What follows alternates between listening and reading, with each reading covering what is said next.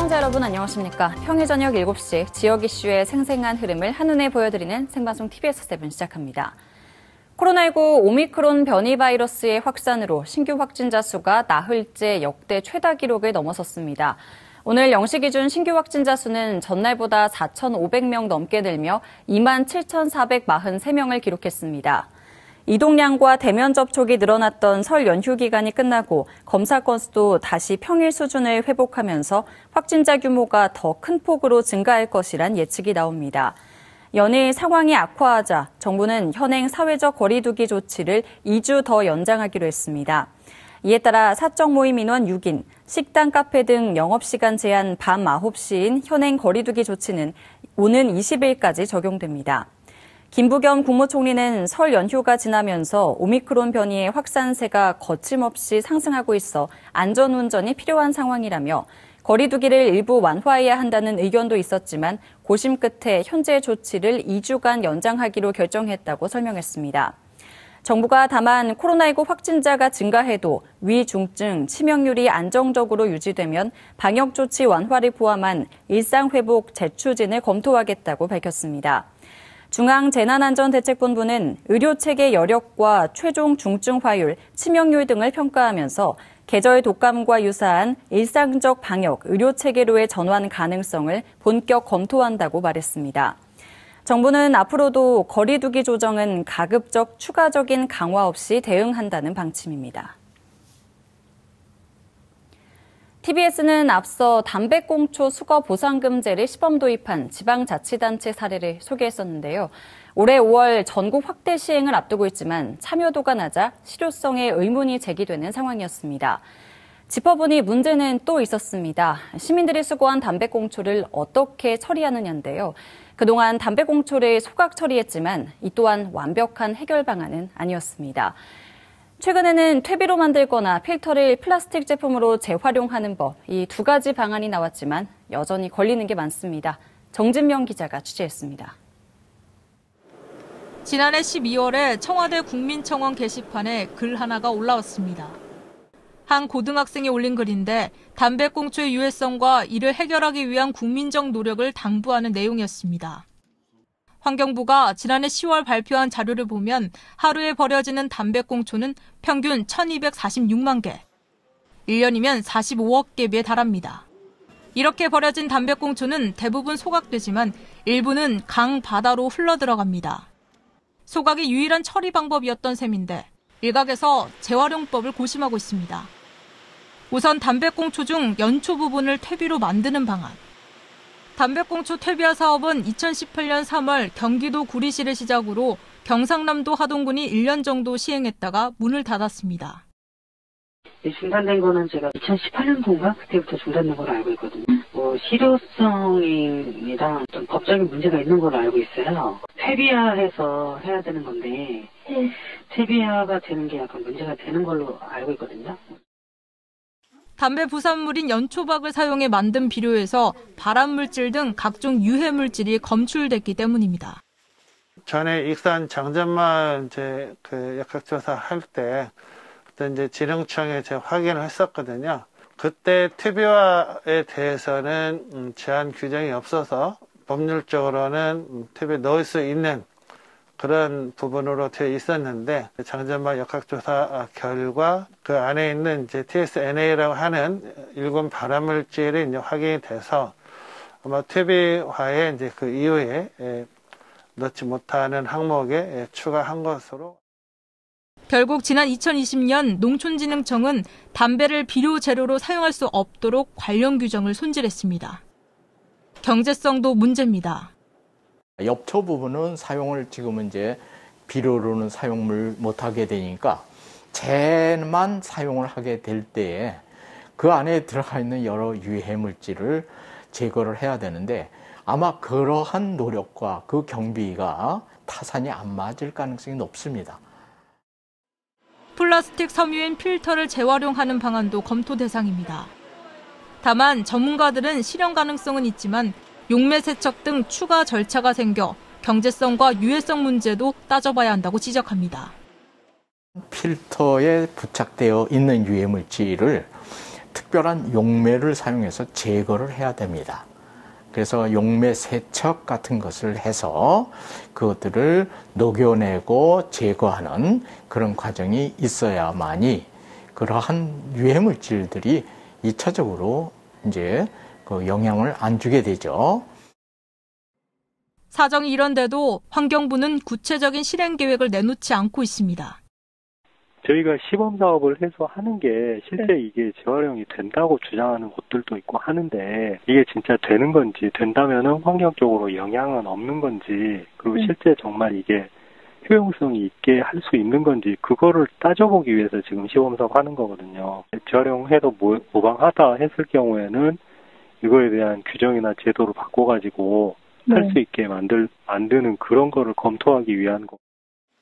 유해 물질이 4,000개, 발암 물질이 70개 이상 들어있는 담배를 효과적으로 재활용하려면 주먹구구식 대응이 아닌 현실 가능성이 포함된 실질적인 해결 방안이 필요해 보입니다. TBS 정진명입니다.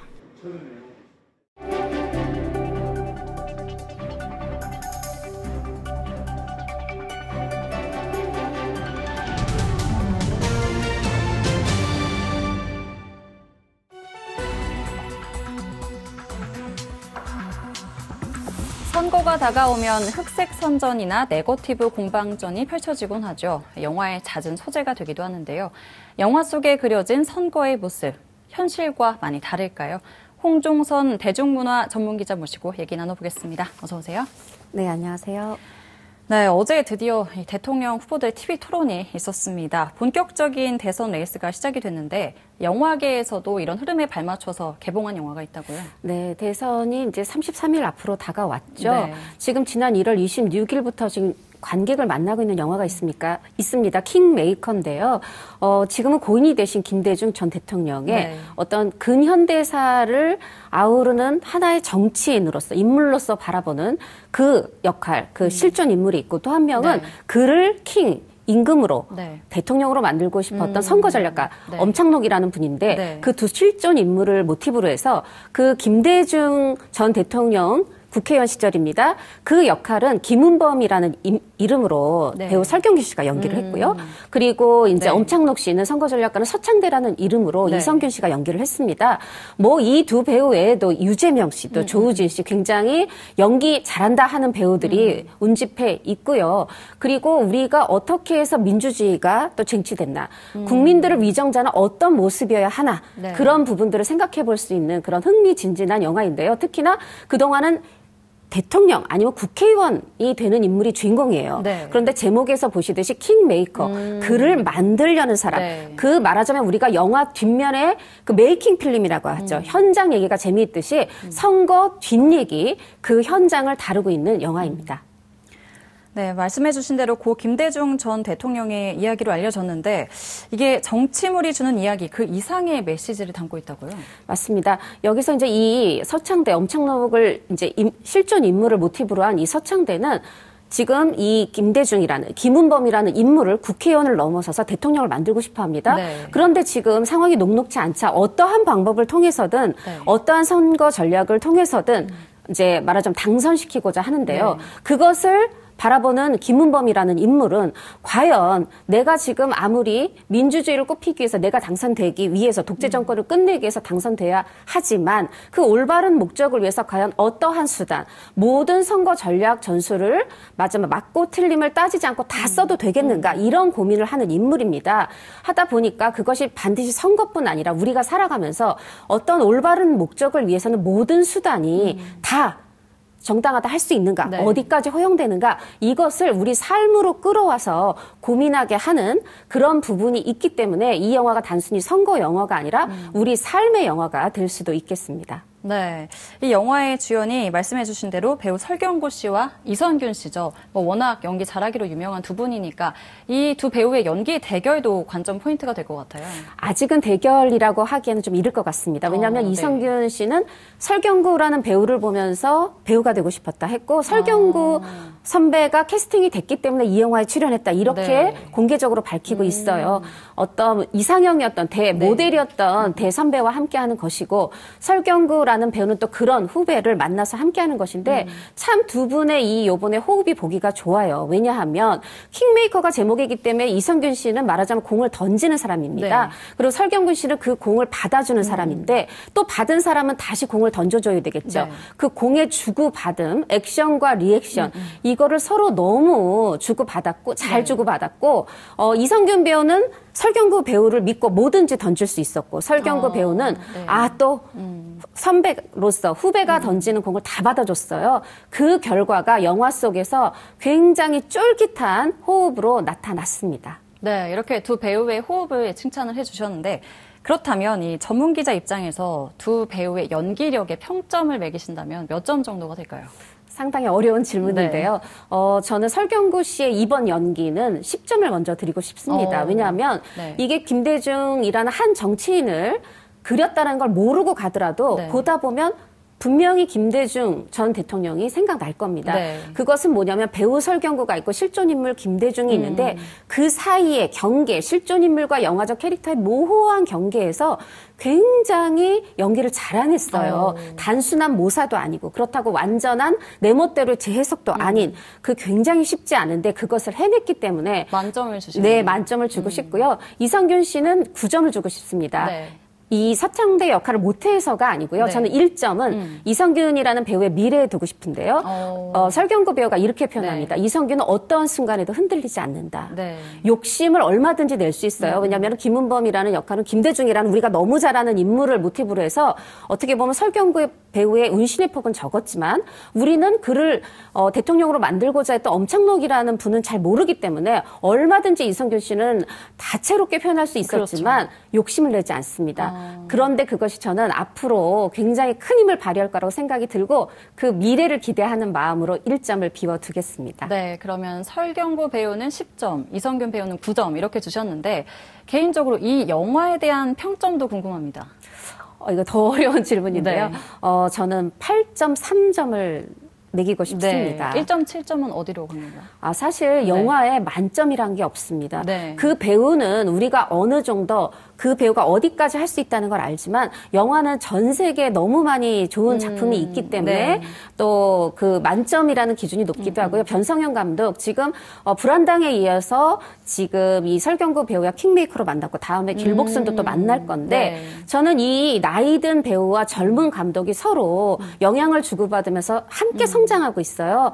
그 변성현 감독의 앞으로의 성장폭을 네. 남은 1.7에 두고 싶습니다.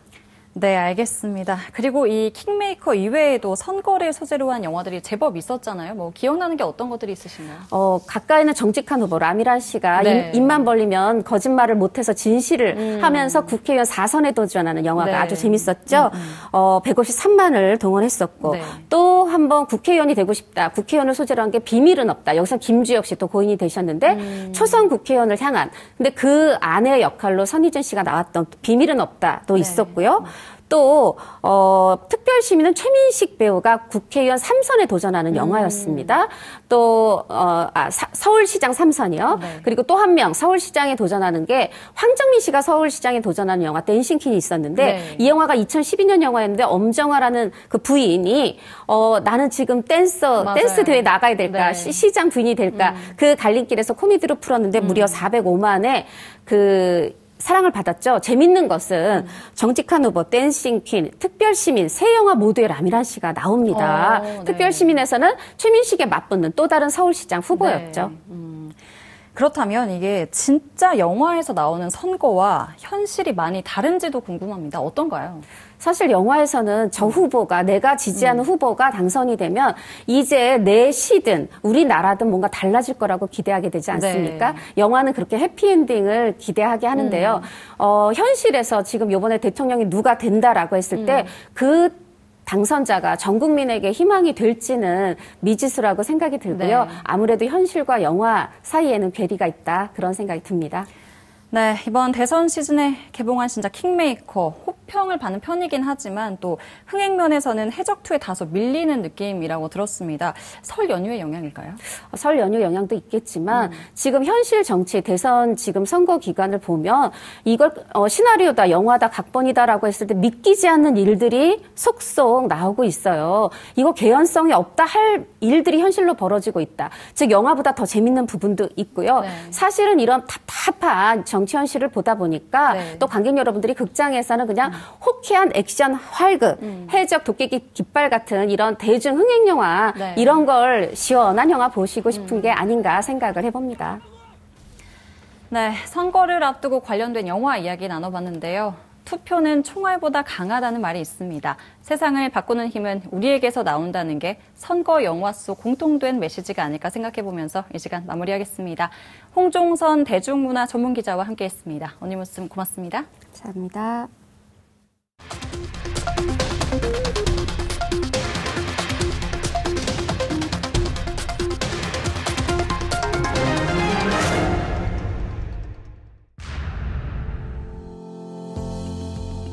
베이징 동계올림픽이 오늘 밤 중국 국가체육장에서 열리는 개회식을 시작으로 막을 올립니다. 함께하는 미래라는 슬로건을 내건 이번 대회는 91개 나라 2,900여 명의 선수들이 출전해 7개 종목에서 실력을 겨루게 되는데요. 2008년 하계올림픽을 개최했던 베이징은 동하계 대회를 모두 치르는 세계 첫 도시가 됐지만 Together, we are writing a new chapter in sporting history. Beijing will become the first city ever to host both summer and winter editions of the Olympic Games.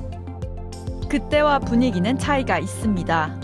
사상 최대 규모의 웅장한 무대를 연출했다는 평가를 받았던 14년 전과 달리 코로나19로 위축된 축제 분위기는 물론 규모도 대폭 축소된 건데요. 대신 건강과 안전을 최우선으로 삼았습니다. We will do our best to deliver to the world a streamlined, safe and splendid games and act on the Olympic model of faster, higher, stronger and together. 우리 선수단은 쇼트트랙 곽윤기, 김아랑 선수를 기수로 73번째 입장합니다. 한국이 쇼트트랙을 앞세워 금메달 4개, 종합 13위에 오를 것이라는 전망이 외신을 통해 나오고 있는데요. 당장 내일 밤 이번 대회 처음 생긴 쇼트트랙 혼성 계주에서 첫 메달 획득에 도전합니다.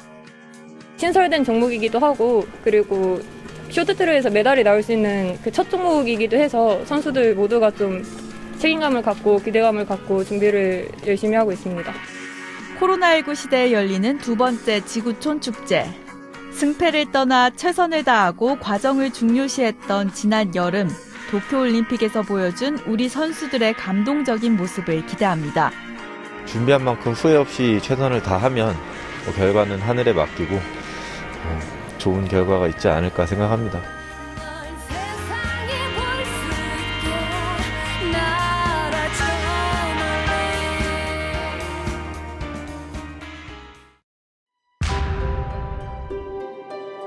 Hi everybody. Some of you have read the good news that I was sent out of the isolation facility. We thought this meant I was allowed to return to the Olympic Village and will be treated maximum as a close contact. On the way to the village, we did not turn to the village. But the ambulance went to another facility where I am now. 벨기에의 여자 스켈레톤 선수 킴 메일레만스는 입국 과정에서 양성 판정을 받아 격리됐습니다. 격리 후 추가 검사에서 음성 판정을 받았지만 선수촌에 들어갈 수 없었는데요. 메일레만스 선수가 자신의 SNS에 영상을 올린 지 하루 만에 국제올림픽위원회가 개입하며 선수촌에 입성할 수 있었습니다. 제로 코로나를 내세운 중국의 올림픽 방역 조치. 선수를 포함해 올림픽 참가자들은 외부와 완벽하게 차단된 일명 폐쇄루프 안에서 삼엄한 통제 속에 생활하고 있는데요. 로이터는 행사장과 호텔 등에서 계속해서 소독제가 뿌려지고 있어 특유의 냄새가 난다며 로봇이 돌아다니며 소독제를 공중에 살포한다고 보도했습니다. 하지만 이 같은 철통 방역 속에서도 베이징 올림픽 관련 확진자 수는 300명에 달하는 것으로 나타났는데요. 이는 비슷한 기간 도쿄올림픽 관련 확진자 수보다 훨씬 많은 수치입니다. 오미크론 변이가 크게 확산했던 미국, 영국과 이스라엘 등은 최근 감염자 수가 잦아들 조짐을 보이고 있지만 또 다른 걱정거리가 생겼습니다. 바로 오미크론 변이의 형제 변이인 이른바 스텔스 오미크론의 출현 때문인데요. 세계보건기구는 오미크론 변이의 하위 변종인 BA2, 일명 스텔스 오미크론이 57개국에서 발견됐다고 밝혔습니다. 아프리카 대륙의 경우 남아프리카 공화국과 케냐, 세네갈 등 5개국에서 보고됐습니다. 스텔스 오미크론은 오미크론보다 더 높은 전염성을 가진 것으로 알려졌는데요. 하지만 스텔스 오미크론 사례가 급증하고 있는 덴마크와 영국의 초기 데이터에 따르면 감염 시 증상이 더 심각하지는 않은 것으로 나타났습니다. It doesn't appear that the cases that are with the new variant, the sublineage of Omicron, are any more severe. Looks a bit more transmissible, but not necessarily more severe. 전문가들은 지나친 우려는 경계해야 한다면서도 백신을 맞지 않은 사람은 여전히 심각한 타격을 받을 수 있다고 경고했습니다. 지금까지 온세계 정혜련이었습니다.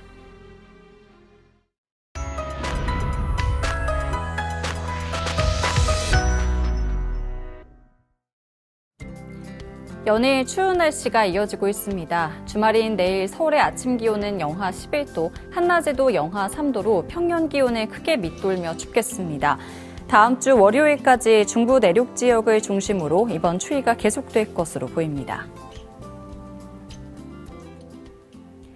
오늘은 봄의 시작을 알리는 절기 입춘인데요. 남녘에는 봄꽃이 피어났지만 피부로 봄 기운을 느끼기엔 아직 먼 것 같습니다. 더욱이 코로나 확진자 폭증으로 모두의 몸과 마음이 꽁꽁 얼어붙었는데요. 하루빨리 매서운 코로나 한파가 끝나고 따뜻한 봄날이 찾아오길 기대해봅니다. 생방송 TBS7 마칩니다. 함께해 주신 여러분 고맙습니다.